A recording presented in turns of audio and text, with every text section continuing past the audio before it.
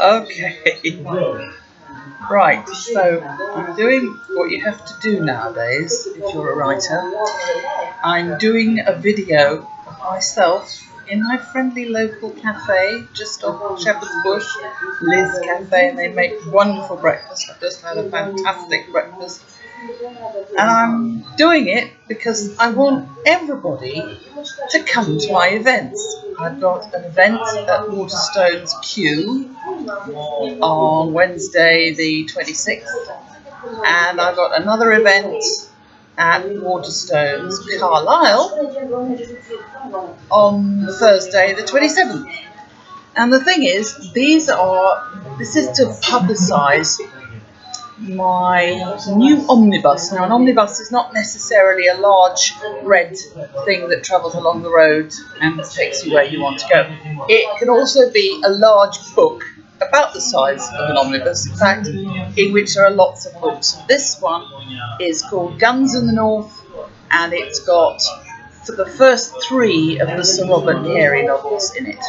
So it's got A Famine of Horses, A Season of Knives, and A Serpent of Guns. And obviously I think it's wonderful, but why is it wonderful? Well, it comes under the heading of crime, and it's set in the 16th century. Now, everybody thinks the 16th century was very wonderfully dashing, and it was, but only in certain places. One place was London, and the other place that there was a lot of crime was the Anglo-Scottish border. And A Serpent of Guns, Season of Knives, and A Famine of Horses are all set on the Anglo-Scottish border in the summer of 1592, when there was a lot going on. There really was. It's a wonderful year. Everything was going on. And Sir Robert Carey had just arrived in the north to try and sort it out with 8 men. He was supposed to go with 8 men and stop 50 gang members stealing cattle, killing people, burning down houses, and so on. It was basically Dodge City, only dangerous. Dodge City wasn't a very dangerous place, but Carlisle was like Dodge City. And along comes Sir Robert Carey, who'd been a courtier for 10 years, with his 2 pistols. Unfortunately, they only shot 1 shot at a time, and then you had to do a long process of reloading, but they did shoot 1 shot each. And he is a marvellous character. And what's even better, he's a real man.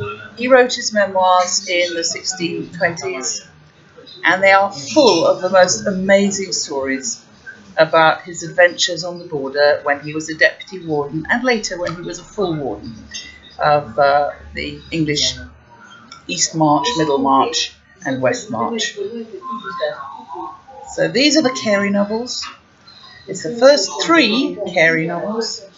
They're in a beautifully produced volume from Head of Zeus called Guns in the North. And I'm going to be publicising them. I'm going to be talking about Sir Robert Carey, about his grandfather, who was probably Henry VIII. I'll be talking about what he did, how he did it, his problems.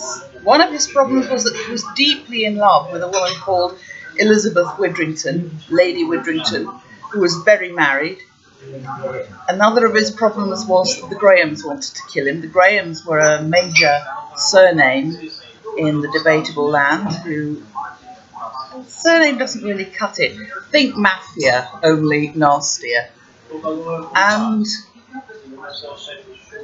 his adventures are, the real adventures were great. I've improved them slightly, obviously, and I've surrounded them with lots of people who were real characters. About half of the people in my books are real characters.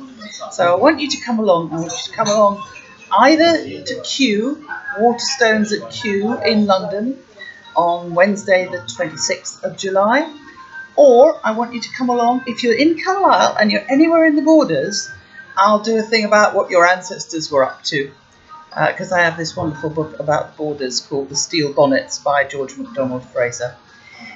So if you're in the borders, if you live in the borders, come to Carlisle on Thursday the 27th of July at 6:30, and we'll get talking about your ancestors. And I know I'm supposed to end with some kind of wonderful phrase, but I haven't thought of one yet. I might do it next time. So goodbye, Patricia Finney out.